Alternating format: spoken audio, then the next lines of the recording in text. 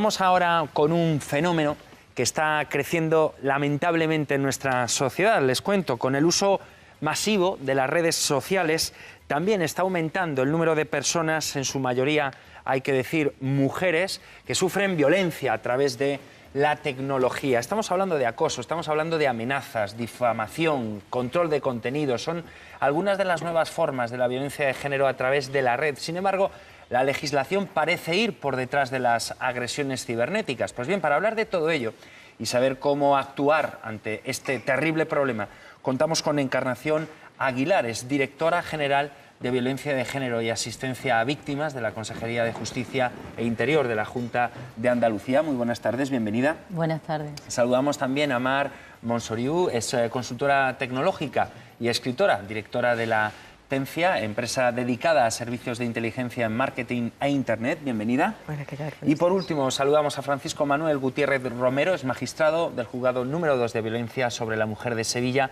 y experto internacional del Consejo General del Poder Judicial en Violencia de Género.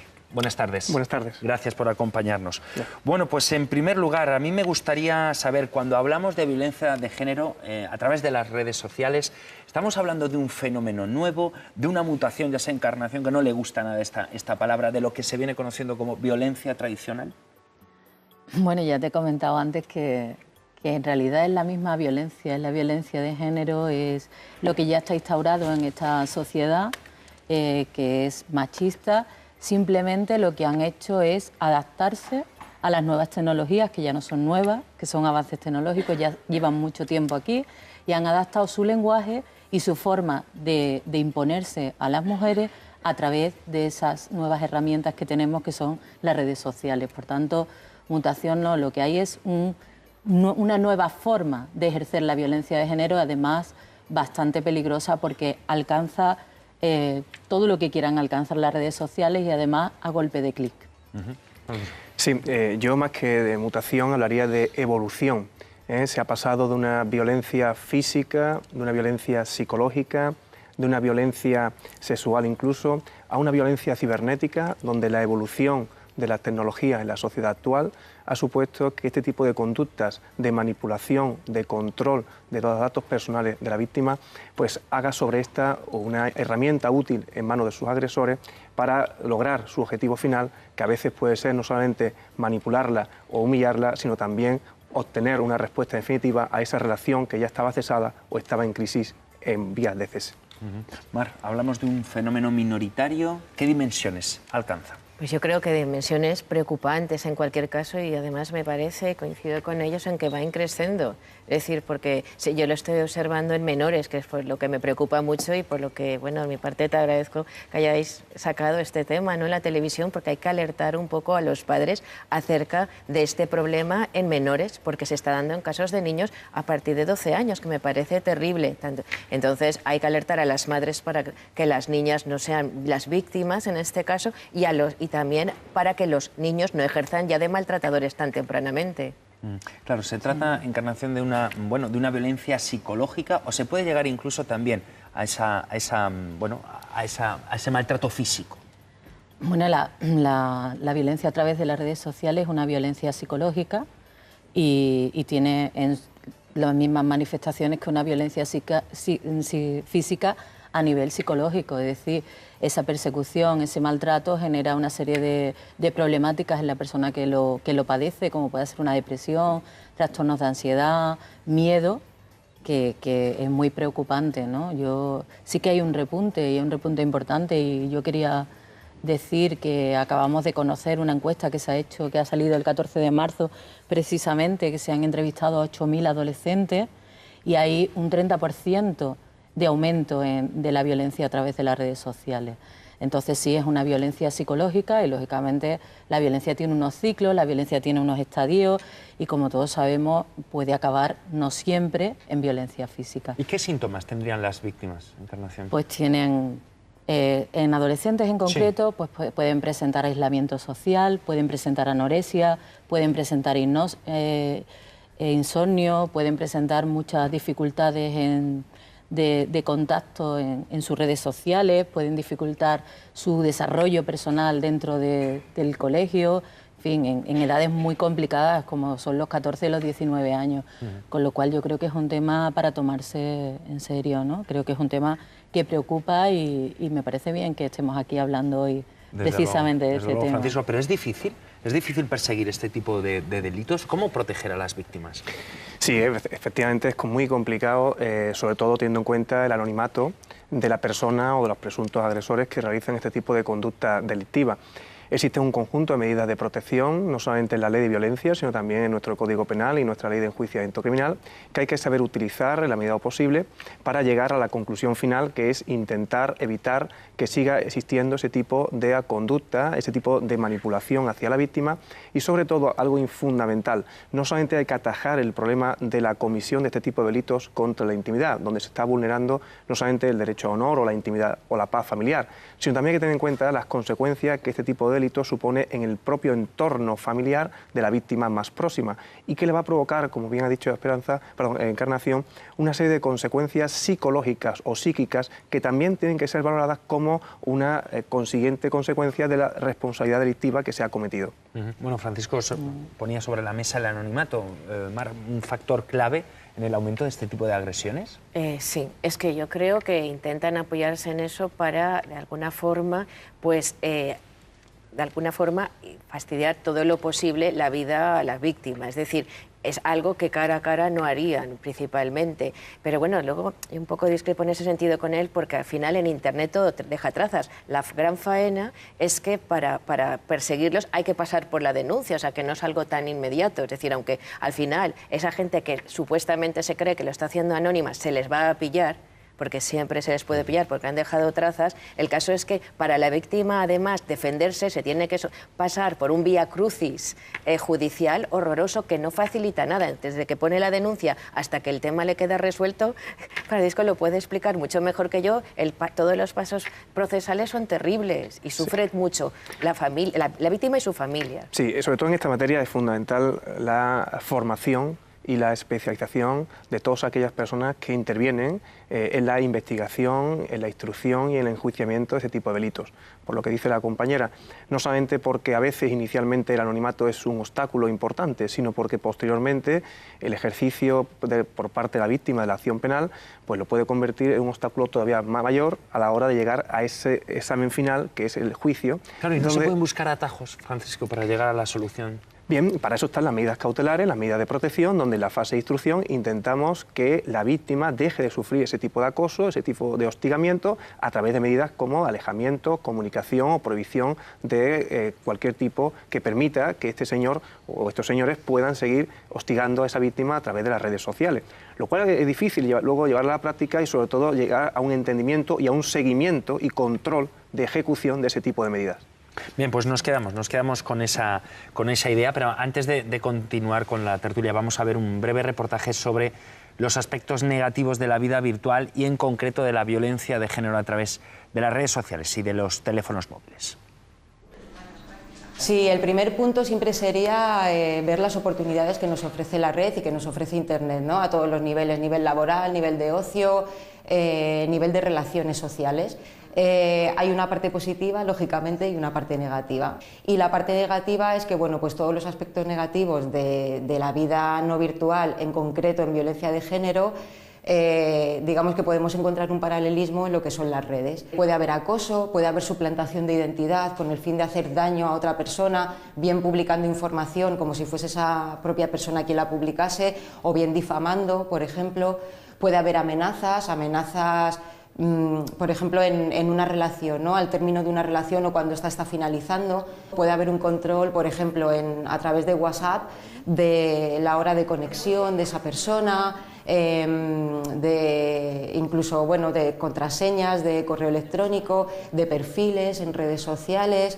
El tema de la geolocalización, la mayoría de los teléfonos móviles, ¿no? Tienen ahora geolocalización. Cuando tú publicas algo en la red, dicen exactamente desde qué punto o cerca de qué punto de la geografía lo has publicado. Luego, por ejemplo, digamos que lo que es el abuso del contacto, ¿no? De mandar muchos correos electrónicos, estar continuamente controlando el perfil de esa persona, qué hace, qué no hace, con quién se relaciona en las redes, qué tipo de información sube, qué fotos sube y con quién, cuáles son sus contactos, etc. En este caso lo que hacen agresores es al final adaptar las nuevas herramientas y los nuevos métodos que nos ofrece la red para llevar a cabo las mismas agresiones que se llevarían a cabo en la vida no virtual, llevarlas a cabo en la vida virtual, excepto que lógicamente no existe una agresión física directa. En Internet hay un gran vacío legal, ¿no? En toda la red, la mayoría de todo lo que ocurre en Internet, por decirlo de alguna manera, es alegal todavía. Entonces, sí que es cierto que lo que nos comentan es que siempre y cuando tú recibas una amenaza y pienses que realmente puede manifestarse una agresión posterior en la vida no virtual, sí que podrías denunciarlo como un intento, como apología de la violencia de género. Uno de los inconvenientes que nos encontramos también en la red, por otro lado, para el tema de agresiones es el anonimato, ¿no? El amparo que hay en el anonimato y bueno, pues es difícil, ¿no? A través de delitos informáticos, rastreos y demás, sí se podría llegar, pero es muy difícil. Creo que la herramienta no es la culpable de que ocurran estas cosas. Igual que pasa en la vida no virtual, yo creo que al final la solución es la propia educación, ¿no? Las redes sociales y los sistemas de mensajería electrónica se han convertido en un nuevo instrumento para ejercer la violencia. En el caso de las mujeres se calcula que un 10% sufre violencia machista, mientras que un 25% son controladas por sus parejas. Pues saber cuándo fue la última vez que se conectó, de quién se ha vuelto amigo, con quién ha salido, qué fotos se ha hecho, dónde ha estado. Bueno, millones de cosas. Bueno, a veces hay el problema de que te controlan más, pero siempre creo que es hasta donde tú cedes. Si tú no dejas que te controlen más, no tienen por qué controlarte. El acoso por internet es mucho más duro, entre comillas, que a las personas en la calle, porque en la calle si lo ve una persona vale, pero el problema está cuando lo grabas. Cuando lo grabas y montones de personas lo ven, ahí es donde empieza el abuso de verdad, ¿no? Tengo mucha gente conocida de parejas que le miran constantemente el WhatsApp, el móvil, mucho control. No hay independencia. Se manipulan mutuamente. Eso no importa géneros, ni orientaciones, ni nada. Pues se puede dar en todo tipo de casos. Y edades. Bueno, lo estamos escuchando, parece ser que no hay edad, no hay género en este tipo de violencia y Francisco hace mucho hincapié, estamos hablando de un delito y hay una respuesta penal clara. Sí, estamos hablando de que se está vulnerando un derecho de intimidad que tiene una respuesta penal a través de los delitos de descubrimiento y revelación de secretos, es decir, delitos contra la intimidad, aparte de otros tipos de delitos individuales, si eso va acompañado de algún tipo de amenaza, de injurias o de coacciones. También hay que decir que está en proyecto una reforma del Código Penal donde se va a intentar castigar el acoso continuado y el hostigamiento hacia la víctima, con independencia de que ésta sea una mujer, por parte de sus presuntos agresores a través de las redes sociales y de Internet. Y otra cosa fundamental, hay que también, sobre todo, dejar constancia de que no es causa de justificación para este tipo de conductas la llamada dimensión familiar o la intimidad compartida. Nuestro Tribunal Supremo ya se ha encargado de forma reiterada de decir que en este tipo de situaciones no se puede compartir una parte, una parcela de la intimidad que es propia y reservada de cada persona y que el hecho de que tenga una relación de pareja o una relación de matrimonio no justifica sin más para que la otra parte pueda con libertad absoluta examinar y controlar todo tipo de comunicaciones o redes de la otra parte o de la otra pareja. Claro, Encarnación, ¿por qué crees que los jóvenes todavía no les llega el mensaje de que están cometiendo un delito y que la justicia está ahí detrás? Bueno, los jóvenes cuando tú hablas con ellos tranquilamente tienen el mensaje, saben lo que es la violencia de género, saben lo que están haciendo, saben lo que es el hostigamiento, pero la realidad es que ellos están educados muchas veces en el tema de violencia de género, pero no lo traducen a su vida diaria. Aquí lo que más nos preocupa a nosotros, hemos escuchado a varias jóvenes hablando, es el tema de que ella sabe que le están controlando y sin embargo no le produce ninguna sensación. Es decir, sí, me controlan, pero me controlan hasta donde yo quiero, sí, pero Yo creo que aquí hay, ahora mismo en el tema de las redes sociales, hay una mezcla entre lo privado y lo público, hay una forma diferente de los adolescentes de relacionarse con la introducción de las redes sociales que está desfigurando un poquito el escenario de los adolescentes y desfigurando el escenario de la violencia de género. ¿El sector de la población más afectado sería esa, la adolescencia? ¿Los adolescentes o no? Hombre, a mí lo que más me preocupa son los adolescentes, porque los mayores ya se supone que tienen cierta formación y cierta estructura de personalidad y como para que sepan protegerse de esto, pero me preocupan muchísimo más los adolescentes. Yo creo que no, yo creo que incluso nosotros, las mujeres víctimas de violencia de género, una de las cosas que nos están llegando es que tienen problemas a través de los móviles, tienen problemas de quebrantamiento de las órdenes de protección y alejamiento, porque las órdenes de protección y alejamiento son físicas, pero a través del móvil, a través de redes sociales, sí que pueden acercarse los agresores a las víctimas, ¿no? Entonces, hay varios sectores de población que están incidiendo, pero a mí me preocupa y nos debería de preocupar los adolescentes, porque el machismo se está transmitiendo a través de las redes sociales. Lo que estamos poniendo en cuestión es la igualdad entre hombres y mujeres. Mar, esos síntomas de alerta para los padres que nos están escuchando, ¿qué piden los chicos a las chicas, pues las chicas a los chicos? Es sorprendente porque en adolescentes, que a mí también como Encarnación me preocupan muchísimo más porque se supone que los adultos tienen más capacidad de respuesta o deberían tenerla, es, por ejemplo, algo muy concreto. Es decir, en una pareja de adolescentes, el chico en muchos casos se considera con el derecho de pedirle a la chica la contraseña, por ejemplo, del acceso a tu ente o a Facebook.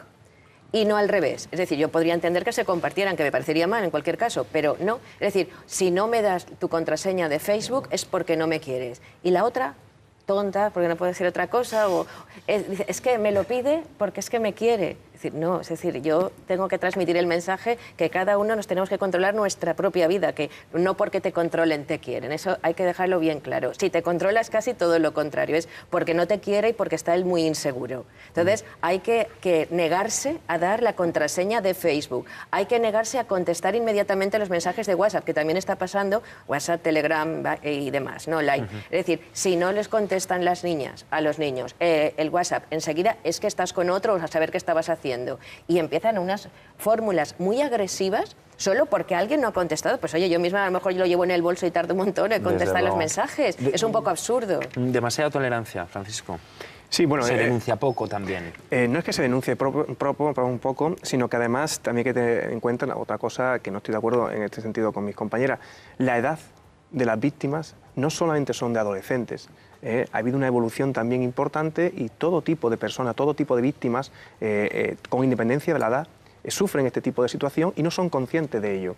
No es que haya tolerancia cero, es que la tolerancia en este tipo de delitos a veces es difícil de erradicar, porque es difícil llegar a esa IP o a ese tipo de persona que ha llevado a cabo esa conducta desde detrás de un ordenador y adoptar la medida cautelar adecuada, necesaria y proporcionada para eliminar ese tipo de situación. A veces complicado, sobre todo porque tenemos los medios, los recursos poco adecuados en nuestra legislación para luchar contra este tipo de acoso cibernético que hoy día pues, es una evolución más de la violencia como una manifestación de esa subordinación y esa dominación de ese varón hacia la mujer que ha tenido una relación de pareja o es, digamos, su esposa. Estaría bien recordar, antes de proseguir, Francisco, que se ha decretado un alejamiento de Twitter en Cuenca. ¿Nos puedes contar algún detalle? Sí, efectivamente. Recientemente, este año 2014, se ha dictado una sentencia por la Audiencia Provincial de Cuenca, muy novedosa en España, porque por primera vez se considera que hay quebrantamiento de una pena de prohibición de comunicación cuando el presunto agresor, tras ser condenado por un delito de violencia de género y haber sido condenado como pena accesoria a la prohibición de comunicación, se dedica a crear cuentas de Twitter y a través de distintos mensajes, utilizando fotos de su expareja, no directamente a ella, sin injuriarla ni amenazarla, pero sí haciéndole saber que sigue controlándola, que sigue manipulándola y que conoce y ha conocido toda su vida y, por tanto, se ha dirigido de forma, aunque sea indirecta, a acosarla u hostigarla. En este caso, la Audiencia Provincial de Cuenca lo considera autor de un delito de quebrantamiento de condena y, por tanto, se le condena por este tipo de actuación. Bueno, ya Perdona, yo quería apuntar. Yo creo que se denuncia poco. De hecho, tenemos 17 mujeres asesinadas en lo que llevamos de año y ninguna había denunciado. Yo creo que la violencia de género se denuncia poco. Creo que además está inmersa en el ámbito privado. Creo que tenemos que sacarlo al ámbito público. Creo que la sociedad tiene que implicarse mucho más en lo que está pasando, sea la violencia de género a través de las redes sociales o sea a través de los medios tradicionales en que se ha ejercido. Creo que hay que denunciar, creo que todos somos cómplices si no denunciamos y sobre todo creo que la sociedad, existe la violencia de género porque la sociedad es tolerante con ella. En el momento que la sociedad deje de ser tolerante con la violencia de género, erradicaremos esta lacra, que es una lacra social bastante importante. Yo quería puntualizar eso porque... Sí, y yo quería también decir respecto al tema de menores, que yo insisto porque lo vivo mucho y muy de cerca en colegios y tal, es decir, que si tú preguntas a los adolescentes cuántas se han sentido acosadas, y también cuántos, porque yo lo pregunto indistintamente, un porcentaje muy alto de las niñas te dicen que se han sentido controladas por novios o potenciales novios. Es decir, a veces un chico cuando es rechazado no acepta el no y pasa a intentar, pues a lo mejor acceder a la cuenta, suplantar la identidad, menoscamar la imagen, humillarla públicamente. Esto lo estoy viendo con mucha frecuencia. Sí que hay casos de acosadoras chicas, pero no llegan al grado de violencia que ejercen los hombres como consecuencia del machismo. Y me gustaría esto dejarlo bien claro. Y en este caso los padres son los últimos en enterarse. Sí, desde luego. Falta conocimiento desde luego, porque de las nuevas tecnologías. Sí, porque como antes ha apuntado Encarnación, hay un fenómeno clarísimo que es de aislamiento. Es decir, la víctima pretende aislar, el acosador pretende aislar a la víctima, con lo cual la víctima se siente cada vez más controlada y no se lo cuenta. Y luego siente vergüenza. Entonces no se lo cuenta ni tan siquiera a sus amigos o amigas, y mucho menos a su familia. Y hasta que no pasa una cuestión casi física, es decir, no lo somatiza y tiene una enfermedad, no se dan cuenta en su entorno, ¿sabes? Ven que está con su novio y tan fenomenal. Y desde luego eso en la parte de la chica. En la parte del chico, montones de padres no son para nada conscientes que son padres de un hijo maltratador. Sí, yo quería hacer un apunte respecto al tema de la denuncia y decir que efectivamente la denuncia es muy importante, es el primer paso que tiene que dar la víctima para el ejercicio de la acción penal, pero hay que tener en cuenta también que este año, en el año 2012, entró en vigor una directiva del Consejo y del Parlamento Europeo que establecía un estatuto de la víctima. Y en ese estatuto de la víctima se establecía como regla general y sobre todo como una prioridad la no necesidad de denuncia para que la víctima pueda ser asistida y atendida por personal técnico en la materia. Por tanto, no siempre se vinculaba el ejercicio de la acción penal a través de la denuncia con el hecho de que la víctima pudiera ser asistida por profesionales en la materia y tener una solución, al menos inicial, hasta que estuviese preparada para formular la denuncia. Y creo que eso es importantísimo porque no basta hoy día la mera denuncia cuando la víctima no está preparada para ello, porque el desenlace final es finalmente a veces la retirada o otras veces una sentencia absolutoria que da el traste y crea una sensación de impunidad de la que estamos hablando aquí actualmente. Claro, en los protocolos de lucha contra la violencia de género, ¿se contempla la violencia de género? De hecho, la ley andaluza, en concreto, establece la atención a la víctima, las medidas de protección social, independientemente que la víctima haya denunciado o no. Es decir, que incluso vamos por delante del Estatuto de la Víctima y de la Directiva Europea. Pero sí que es importante también las medidas de protección y de seguridad que sí que se establecen justo cuando se pone la denuncia, ¿no? Entonces, sí, se está trabajando, efectivamente, como él dice, en atender a esas víctimas, en ser proactivos. Nosotros estamos ahora mismo trabajando en ser proactivos, ir a buscar esas víctimas a través de signos evidentes de violencia, intentar dotarle de todas aquellas estructuras a esa persona que está aislada, que no tiene autoestima, que no tiene una red social, que no tiene habilidades sociales, que tiene un trastorno depresivo, que tiene una serie de problemas, y dotándola de estructuras lo suficientemente potentes para que al final ella salga de esa situación, bien con denuncia o sin denuncia.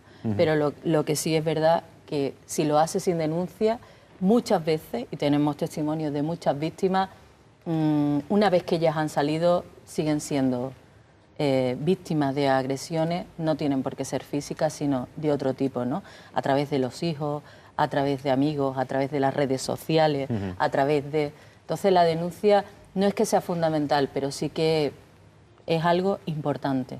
Yo creo que es importante reconocer que esto es un delito.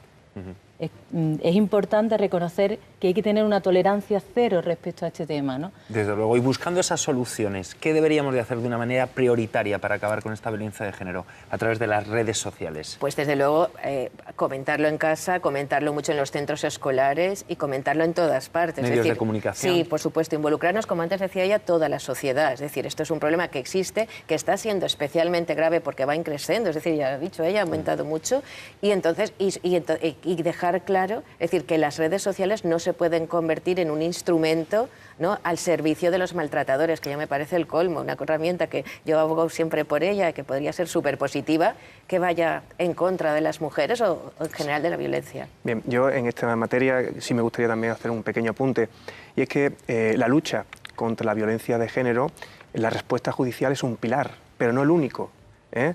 Existe una serie de pilares fundamentales que hay que trabajar para que la respuesta judicial tenga éxito. Y entre ellos, para mí, es algo fundamental la reeducación y la rehabilitación de esos condenados por acto de violencia. No solo se puede sancionar, no solamente se puede aplicar única y exclusivamente el Código Penal, sino que hay que hacer entender y comprender a estas personas que han tenido un problema y que esa consecuencia, ese problema, pues ha derivado en una situación penal que tiene una solución, que es una respuesta penal, pero que además tienen ellos que saber a través de distintos programas o talleres que es una cuestión que tienen que solucionar, que es un control de impulso que han de solucionar para evitar una reincidencia delictiva. Pues de lo contrario, si no se trata de estas personas, seguirán viendo a la víctima como la venganza absoluta a sus males, que en este caso pueden ser una sanción penal o pueden ser otro tipo de medidas penales. Encarnación, brevemente, ¿algo Bueno, que añadir? yo creo que con esto no vamos a acabar hasta que no nos concienciemos todos de que hay que educar en igualdad, que la igualdad nos intuye, que tenemos todos que dar ejemplos de igualdad y sobre todo las familias tienen que empezar a educar a sus hijos, fundamentalmente, que son los maltratadores, en igualdad. Ahí están bien. Y sobre todo yo quiero llamar la atención de eso, ¿no?, de que los hombres tendréis que acompañarnos, porque esto no es un problema de las mujeres víctimas, ni de las administraciones públicas, ni de las feministas, es un problema de la sociedad en su conjunto. Desde luego, tolerancia cero contra la violencia de género. Muchísimas gracias, Encarnación Aguilar, Mar Monsoriu, Francisco Manuel Gutiérrez Romero. Un placer tenerle con nosotros. Bien, bienvenida. Buenas tardes. Saludamos también a Mar Monsoriu, es consultora tecnológica y escritora, directora de la Tencia, empresa dedicada a servicios de inteligencia en marketing e internet. Bienvenida. Bueno, ¿qué tal? Y por último, saludamos a Francisco Manuel Gutiérrez Romero, es magistrado del Juzgado número 2 de Violencia sobre la Mujer de Sevilla y experto internacional del Consejo General del Poder Judicial en Violencia de Género. Buenas tardes. Buenas tardes. Gracias por acompañarnos. Bueno, pues en primer lugar, a mí me gustaría saber, cuando hablamos de violencia de género a través de las redes sociales, ¿estamos hablando de un fenómeno nuevo, de una mutación, ya sea Encarnación, que no le gusta nada esta palabra, de lo que se viene conociendo como violencia tradicional? Bueno, ya te he comentado antes que en realidad es la misma violencia, es la violencia de género, es lo que ya está instaurado en esta sociedad, que es machista. Simplemente lo que han hecho es adaptarse a las nuevas tecnologías, que ya no son nuevas, que son avances tecnológicos, ya llevan mucho tiempo aquí, y han adaptado su lenguaje y su forma de imponerse a las mujeres a través de esas nuevas herramientas que tenemos, que son las redes sociales. Por tanto, mutación no, lo que hay es una nueva forma de ejercer la violencia de género, además bastante peligrosa porque alcanza todo lo que quieran alcanzar las redes sociales y además a golpe de clic. Sí, yo más que de mutación hablaría de evolución. Se ha pasado de una violencia... Vamos ahora con un fenómeno que está creciendo lamentablemente en nuestra sociedad. Les cuento, con el uso masivo de las redes sociales también está aumentando el número de personas, en su mayoría, hay que decir, mujeres, que sufren violencia a través de la tecnología. Estamos hablando de acoso, estamos hablando de amenazas, difamación, control de contenidos. Son algunas de las nuevas formas de la violencia de género a través de la red. Sin embargo, la legislación parece ir por detrás de las agresiones cibernéticas. Pues bien, para hablar de todo ello y saber cómo actuar ante este terrible problema, contamos con Encarnación Aguilar, es directora general de Violencia de Género y Asistencia a Víctimas de la Consejería de Justicia e Interior de la Junta de Andalucía. Muy buenas tardes. Violencia física, de una violencia psicológica, de una violencia sexual incluso, a una violencia cibernética, donde la evolución de las tecnologías en la sociedad actual ha supuesto que este tipo de conductas de manipulación, de control de los datos personales de la víctima, pues haga sobre esta una herramienta útil en manos de sus agresores para lograr su objetivo final, que a veces puede ser no solamente manipularla o humillarla, sino también obtener una respuesta definitiva a esa relación que ya estaba cesada o estaba en crisis en vías de cese. Mar, hablamos de un fenómeno minoritario. ¿Qué dimensiones alcanza? Pues yo creo que dimensiones preocupantes en cualquier caso y además me parece, coincido con ellos, en que va increciendo. Es decir, porque yo lo estoy observando en menores, que es por lo que me preocupa mucho y por lo que, bueno, de mi parte te agradezco que hayáis sacado este tema, ¿no?, en la televisión, porque hay que alertar un poco a los padres acerca de este problema en menores, porque se está dando en casos de niños a partir de 12 años, que me parece terrible. Entonces hay que alertar a las madres para que las niñas no sean las víctimas en este caso y también para que los niños no ejerzan ya de maltratadores tan tempranamente. Claro, se trata, Encarnación, de una violencia psicológica, o se puede llegar incluso también a ese maltrato físico. Bueno, la violencia a través de las redes sociales es una violencia psicológica y tiene las mismas